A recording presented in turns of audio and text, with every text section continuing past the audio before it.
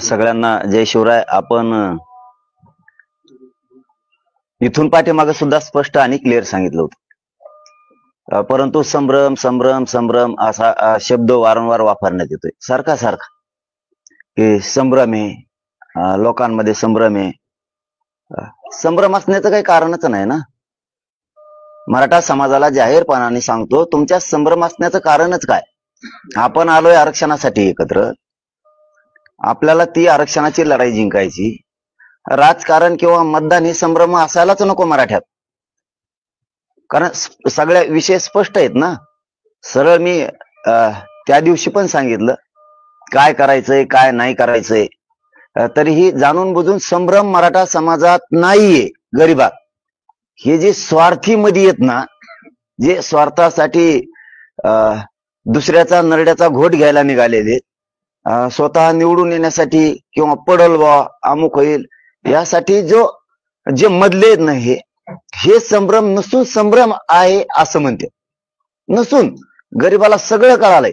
मी 3 तारखेला सांगितलंय आणि लोकसभेच्या टायमाला ते सांगितलं होतं, ज्याला पाडायचं त्याला पाडा, ज्याला निवडून आणायचं त्याला आणा.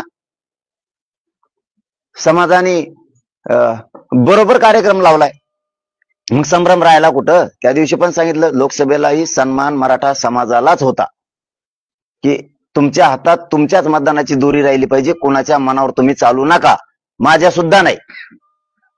ज्याला करायचं त्याला पाडायचं त्याला पाडा, ज्याला निवडून आणायचं त्याला आणा, असं त्याही वेळेस सांगितलं होतं. आताही 3 तारखेला 4 तारखेला सकाळी सांगितलं की तुम्हाला ज्याला पाडायचं त्याला पाडा, मतदानाचा सन्मान तुम्हालाच तुमच्याच हातात.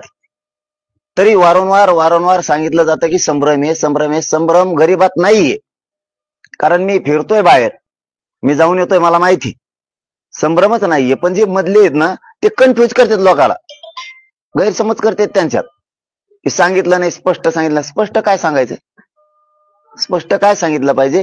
यांच्या मराठ्यांच्या एकजुटीच्या जीवावरती यांच्या भावना येतात, आपण निवडून आलं पाहिजे प्रत्येकाच्या. यांना मराठ्यांच्या एकजुटीचा स्वतःच्या स्वार्थासाठी वापर करायचा, संभ्रम नसून सुद्धा. पण संभ्रम सांगते ती संभ्रम नाहीये, कसला असण्याचं कारण नाही. कारण ज्याला पाडायचं तुम्हाला त्याला पाडा, ज्याला निवडून आणायचं त्याला आणा, हे स्पष्ट सांगितलेलं आहे मी त्याच दिवशी. आजही पुन्हा तेच सांगतोय की तुमच्या हिताचा निर्णय तुमच्या मुलाच्या आणि तुमच्या जातीच्या बाजूने राहा. ज्यांनी तुमच्या जातीवरती लेकरावरती अन्याय केला, ज्यांनी तुम्हाला आरक्षण मिळू दिलं नाही, आपले डोक्याच्या चिंदाड्या केल्यात, याला एकाला सुद्धा सोडायचं नाही, मी स्पष्ट सांगितलं त्याच वेळेस. आणखीन काय सांगायचं? फक्त एक संभ्रम आहे, तेवढं मात्र दूर करतो. संभ्रम म्हणजे इकडे काही जण बॉन्ड देतात मला, ती जर बॉन्ड घेतला, आपण जर म्हणलं याचा बॉन्ड आला तर आपलेच बांधव म्हणते हे ते चांगलं नाही राव. दुसऱ्याचा आला की ते म्हणते हे ते चांगलं नाही राव. आपली टीम, आपल्याच समाजाच्या टीम, दुसऱ्या नाही, आपलेच काम करणारे पोरं म्हणतो थोडक्यात. हे का नाव ठेवत नाही कोणाला, काय नाही. असा प्रॉब्लेम झालाय की त्याचा आणला म्हणजे ते नाही राव चांगला, याचा आणला की तो नाही चांगला. मला वाटतं याच्यातून एक सुटसुटीत संभ्रम दूर करतो आणि सुटसुटीत सांगतो. ते करण्यापेक्षा याच्यातून मराठा समाजानं महाराष्ट्रातल्या गावागावातल्यांनी एक काम करावं, की जी व्हिडिओ तुम्हाला घ्यायचा आहे, जो आपल्या मागणीशी सहमत असणारे, आपल्या आंदोलनाशी सहमत असणारे, आपल्याशी सहभाग होणारे, याचं डायरेक्ट तुम्हीच गावागावात घ्या ना. विषयच खलास झाला. गावातल्या मराठा समाजानं स्वतः त्याचे कोण लिहून म्हणा किंवा व्हिडिओ चांगला राहील, लिहून पेक्षा लिहायला काय ते बदलू शकतंय. व्हिडिओ टाकला म्हणजे त्याचा कार्यक्रम तरी वाजत की यांनी शब्द दिला होता, पण आधी टाकायचा नाही. त्याच्याशी दगा फटका होता कामा नाही. इतका इमानदार आपण राहायचं मराठा समाजाने, इतकं इमानदार राहायचं की एखादा व्हिडिओ दिला, एखाद्याला बॉन्ड दिला आणि उगा आपण व्हायरल करायचा, त्याला सगळ्याचं मतदान घ्यायचं असतं, हे आपल्यासाठी पुरावा म्हणून ही एकदम बेस्ट राहील. आणि हेच मराठा समाजानं करावं. गावागावातल्या मराठा समाजानं जो बॉन्ड आणि ती व्हिडिओ घ्यायचा आहे, ते गावातल्या आपल्या गावातले त्यांचे प्रत्येकाचे कार्यकर्ते असतात, म्हणजे जेवढे काय उभा आहेत ते प्रत्येकाचे कार्यकर्ते असतात. तुम्हाला जो वाटतं निवडून येण्यासारखा आहे, मतही वायाला नाही गेले पाहिजेत, हेही मराठा समाजानं लक्षात घ्यावं. आणि एक सोपा आणि साधा पर्याय, एकदम सोपा, की आपण गावागावातल्या लोकांनी जरी लिहून घेतलं, ही एका दिवसात काम होऊ शकतं, तर तुम्हाला 10 दिवस येत. मला ह्योच विषय सगळ्यात महत्वाचा जास्त सांगायचा होता. हेच तुमच्यासाठी एकदम सोपं राहील बाबा, गावकऱ्यांसाठी, मराठा समाजासाठी, म्हणजे जे आजची प्रेस संभ्रमासाठी घेतली मी, की हे लय बेस्ट राहील सगळ्या समाजासाठी, की आपण गाव लेवलवरच तुमच्या प्रत्येक गावात प्रत्येक त्या उभा राहिलेल्यांचे कार्यकर्ते असतील. एकदम साधा आणि सोपा प्रश्न आहे. आता संभ्रम नसावा मराठा समाजात कोणताच, की तुम्हीच लिहून घ्या, तुम्हीच व्हिडिओ करून घ्या. त्यांनी गुपित जरी आणून दिला किंवा जाहीर जरी आणून दिला तरी आता तुमचं काम तुमच्या हातात आहे. एकदम स्पष्ट सांगितलं. आता तर काही अडचण असावी असं मला वाटत नाही, संभ्रम असावा असं पण मला वाटत नाही, की मराठा समाजानं, गावागावातल्या मराठा समाजानं आपलं मत कोणाला द्यायचंय, आपण कोणाच्या पाठीशी उभा राहायचंय, याचा व्हिडिओ गावागावातलेच घ्या. व्हिडिओग्राफी तुम्हाला बॉन्ड घ्यायचा गावागावातलेच घ्या. एकदम साधं आणि हे सोपं काम आता मराठा समाजासाठी होतंय. मला सुद्धा विचारायचं काम नाही राहिलं आता कोणाचं, की बॉन्ड दिलाय का, आम्ही कोणाच्या पाठीशी उभा राहावा. एखाद्याने बॉन्ड दिलाय का, मग आम्ही कोणाच्या पाठीशी उभा राहायचं, ते तिथून इथपर्यंत येतात. एक तर 2 रुपये खर्च पण होतो आणि मी इकडे सांगतोय परत की तुमच्या हिशोबानं करा म्हणून. मग ते लोक पुन्हा संभ्रमात चाललेत. आता संभ्रमाची काही आवश्यकता नाही, बरोबर का? बाकीच्यांना काय वाटतंय? प्रश्न आहे. अरे निवडून येणं शब्द वापरला ना, नुसते प्रश्नच नका उगले तर मराठा आहे का कोणी? बरं पाटील, याला नाही, माझं एकच मिनिटात आणखी क्लिअर करतो की राज्यभरात कोण बॉन्ड देतय, कोण नाही देत, कोण येण्यासारखं आहे, मराठ्यांचं मतदान व्हायला नाही गेलं पाहिजे. मी पक्ष तर सांगितला नाही. आता याला पाडान त्याला पाडान अमुक करा, काही काही ताकदवर आहेत, तेही तुमच्या धर्तीवरती तुम्ही डोका लावा. मराठा समाजानं इकडे काय व्हायलंय, कुणीही बॉन्ड आणून द्यायले, कुणीही व्हिडिओ द्यायले, कुणी पण. आणि मग समाजाला जर सांगितले थालेल पोरांना यांनी दिलाय, येन दिलाय, कोण एक जण, तर ते म्हणते द्यायला हे चांगला नाही राव. मग दुसऱ्याला बोललं, दुसरा ऑटोमॅटिकच येतो विचारायला, ते म्हणतो ह्यो बी चांगला नाही. मग त्याच्यापेक्षा ना सगळ्यात सोपं, तुमच्याशी कोण उभा राहणार. म्हणजे 2 कामं सांगितले तुम्हाला. पहिला संभ्रम एक काढला, दुसरा मतदानाचा आणि बॉन्डचा सांगितलं तुम्हाला. म्हणजे तुमचा संभ्रम दूर होईल. तुम्हाला कोण पाहिजे, तुमच्या मदतीला कोण येतोय, तुमच्या आरक्षणाच्या मागणीसाठी कोण येतोय, ही चॉईस तुमचीच तुम्हाला करता येईल. तो संभ्रमच राहत नाही. मग तुमची चॉईस तुम्हालाच करता येईल समाजाला, आणि हे तुम्ही करावं. आता आपण राज्यभरात कोणालाही पाठिंबा दिलेला नाही, कोणालाच, महाविकास आघाडीला नाही, कुठल्या अपक्ष बांधवांना नाही, किंवा कुठल्या राखीवच्या जागेला नाही, कोणालाच नाही. कारण मी अलिप्त झालो त्याच्यातून त्याच दिवशी, की काहीच उपयोग नाही. मी अलिप्त झालो. ही तीन विषय सांगितले आता याच्यासह. आता संभ्रम नसावा. 4था विषय, मला पूर्ण वेळ मराठा समाजाचं पुढं आंदोलन सुरू करायचं, त्याच्यात घालायचं पूर्ण वेळ.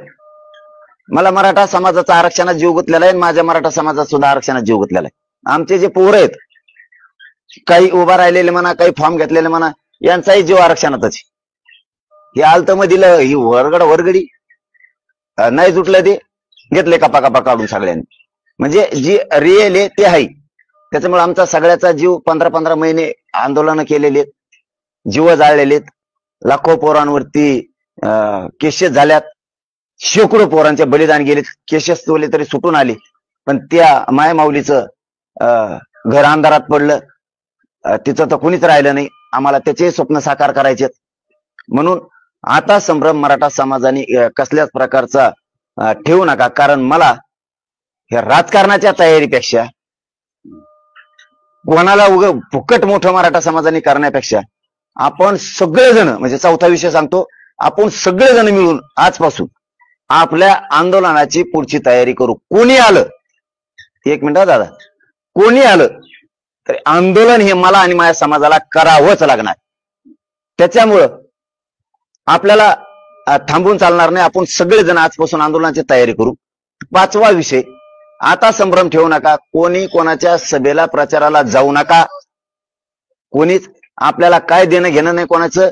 मतदानाला जायचं त्या दिवशी फक्त, आणि मतदान करून यायचे. कारण आणि जे काही पोरं आहेत ते काही भांड्यात जीव आहे त्यांचा, काही पोरांचा. ज्याला जे करायचं ते करा. मी त्यांनाही सांगतो, ज्याला ज्याला जे करायचं ते करा. तेही माझ्याकडे नुसते येडे, येडे घालते सारखे सारखे, ते संभ्रम दूर होणं खूप गरजेचं आहे. आणि तीही मी केलाय. ज्याला पाडायचं तुम्हाला त्याला पाडा, ज्याला निवडून आणायचं त्याला आणा. पण 6वा मुद्दा सांगतो, ज्यांनी आरक्षणावर त्रास दिला ना त्याला सोडू नका. एकजुटीनं मतदान करा सगळे मराठी. कोणाला करायचं त्याला करा, पण एकजुटीने करा. यांचा उभा कार्यक्रम झाला पाहिजे, कारण यांनी आपल्या लेकरा बाळाचा आलेला तोंडाचा घास आरक्षणाचा घातला. आरक्षणाला विरोध करणाराला सोडायचं नाही. तुम्ही असं म्हणाले होते की कुणाला पाडायचं कुणाला निवडून आणायचं तुम्ही गावागावात ठरवा, जी भूमिका आता सुरुवातीला मांडली, संभ्रम हा शब्द वगळता. पण तुम्ही आज असं स्वतःचं मत काय आहे, तुम्ही काय स्वतः निर्णय घेणार याबाबत सांगणार होते असं आम्हाला कळलं होतं. नाही, मी त्या दिवशी तेच सांगितलं. या संभ्रम शब्दावर हे सगळं लफडं सुरू होतं. संभ्रम शब्द आहे, संभ्रम आहे, संभ्रम सॉरी संभ्रम हे नव्हताच. हे मधले आदले संभ्रम करत होते. मराठा समाजाला कळालं होतं गरीबाला, आम्हाला गरजवंताला काय पाहिजे बाबा, आरक्षण. विषय राजकारण सोडलाय ना आम्ही.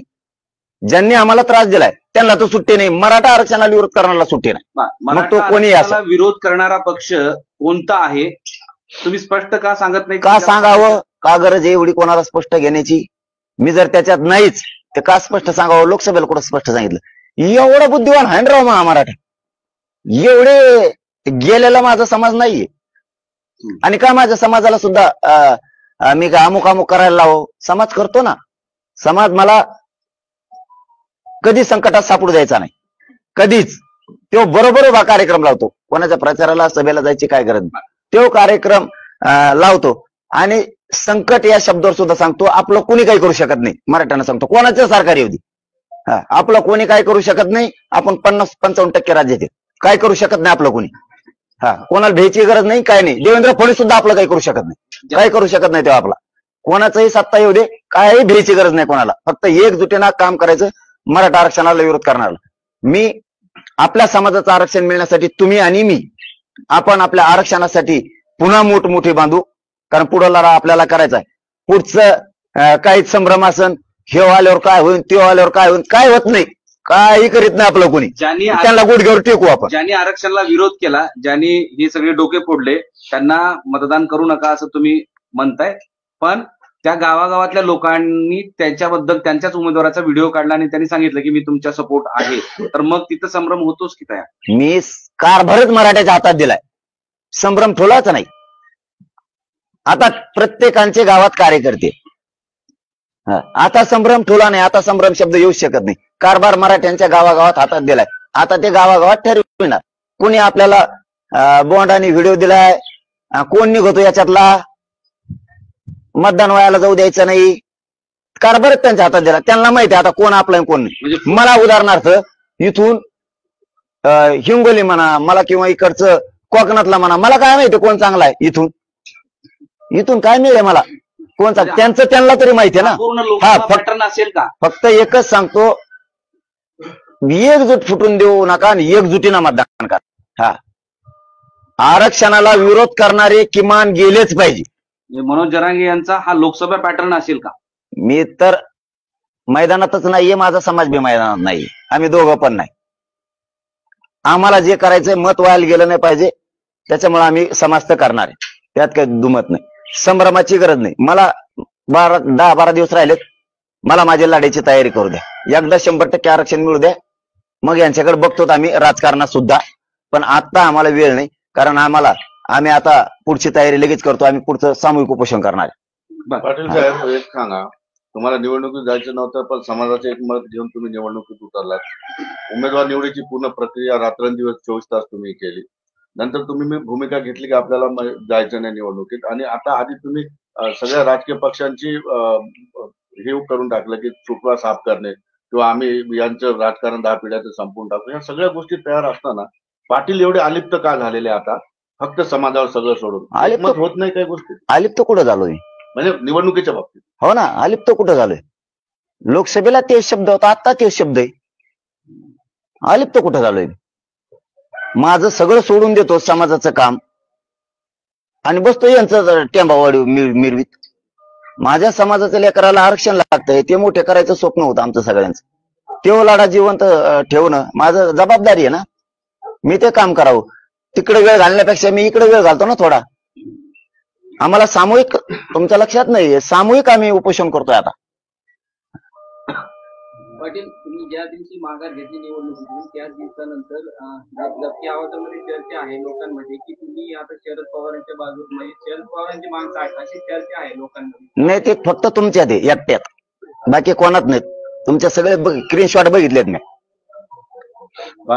इकडे नाही बोललं तरी ते वेगळंच लिहितात आणि मी ते पुरं ऐकतो. आणि ऐकल्यावर म्हणतो माहिती ही जी वरचा शब्द लिहिलाय कुठेच नाही. कमून असं एवढ्या मोठ्या समाजाने काय केलं तुमचं, का नाराजी?